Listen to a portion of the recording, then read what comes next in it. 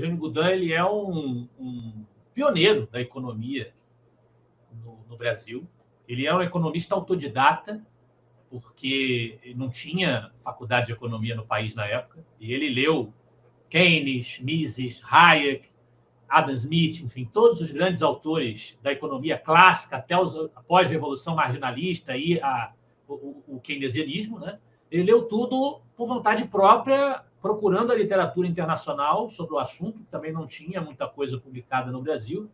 Então, ele era uma cabeça extraordinária. Foi um cantor de ópera amador, um detalhe interessante da biografia dele, que poucos ressaltam. Então, Eugênio Goudin teve esse talento também oculto de ser um cantor de ópera amador. Mas ele é, sobretudo, conhecido por esse autodidatismo no campo econômico.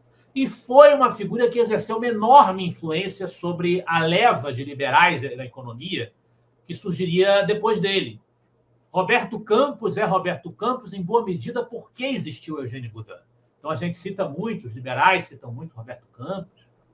E Roberto Campos deve muito às contribuições intelectuais de Eugênio Goudin, que foi um desbravador de um terreno inóspito, dominado pelo desenvolvimentismo, pelo estruturalismo cepalino, que era aquela visão que divide o mundo em centro e periferia, né? Países dominantes, países, né, periféricos, que precisam de uma industrialização via Estado superpomposa para conseguirem desenvolver as suas indústrias, né? E Eugênio Goudin tinha uma mentalidade inspirada na literatura liberal clássica que ia na contramão disso. Ele defendeu o agro, aí sim, era um defensor teórico e propositivo do agro como a vocação brasileira do desenvolvimento. Não é que o Eugênio Goudin fosse contra a industrialização, que ele fosse contra a existência do setor industrial. Mas ele achava que era um modelo que nos deixava dependentes do Estado e dependentes de uma inflação crônica, um modelo de apostar numa industrialização via investimentos artificiais do Estado, que é a mesma crítica que qualquer liberal fará.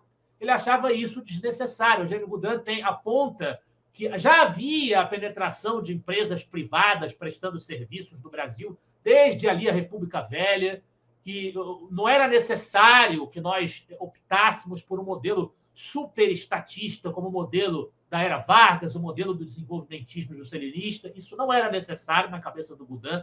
Nós deveríamos aproveitar o altíssimo potencial agropecuário do Brasil para gerar excedentes de riqueza e aí, com base nisso, promover a nossa industrialização. E, ao mesmo tempo, Eugênio Goudin enfatizava muito a importância de qualificação do capital humano. O que quer dizer isso? Educação. Qualificar o indivíduo brasileiro, a mão de obra. E ele, como boa parte dos liberais da UDN na época, que enfrentavam o PSD do Juscelino, o PTB do Vargas e do João Goulart, ele acreditava na educação básica como um ingrediente importante para o crescimento, para o desenvolvimento da sociedade.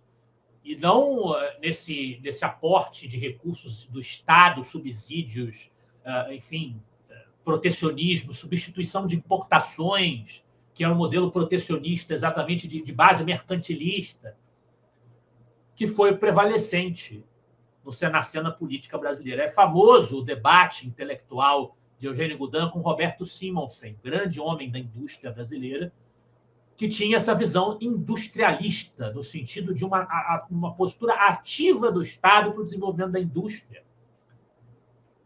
E o Eugênio Goudin dizia, não, nós temos que atacar a qualidade do capital humano, porque isso vai nos dar uma mão de obra mais sólida, mais eficiente, isso vai nos dar uma urbanização menos caótica, menos desordenada, menos descontrole no êxodo rural, com a formação daquelas áreas periféricas, as favelas, que a gente costuma tanto apontar.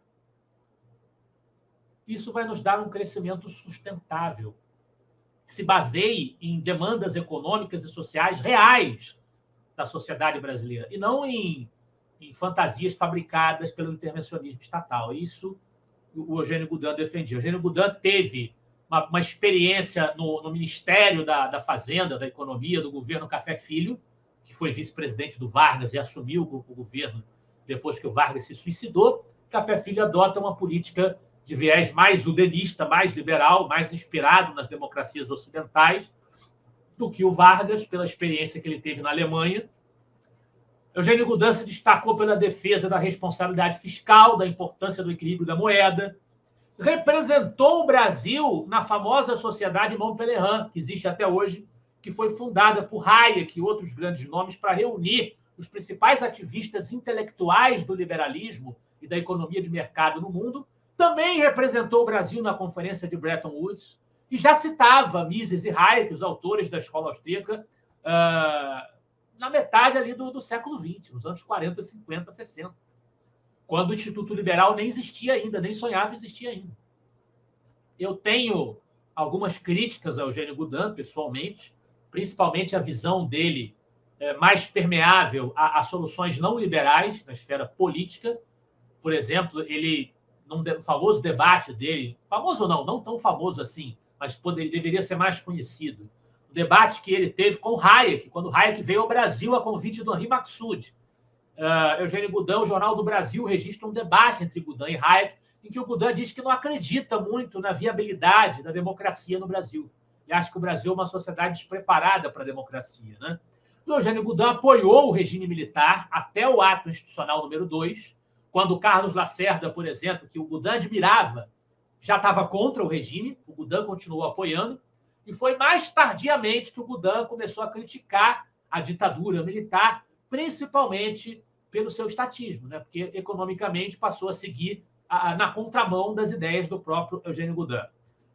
Compreendendo ali os defeitos, as idiosincrasias, as manias, as características peculiares a um homem que morreu com 100 anos, em 1986, ou seja, Eugênio Goudin viu.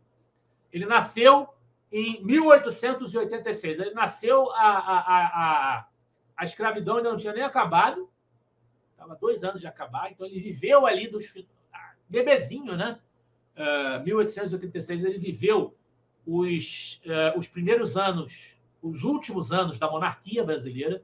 Ele cresceu e viveu infância e juventude na República Velha, oligárquica, República da Espada, República oligárquica.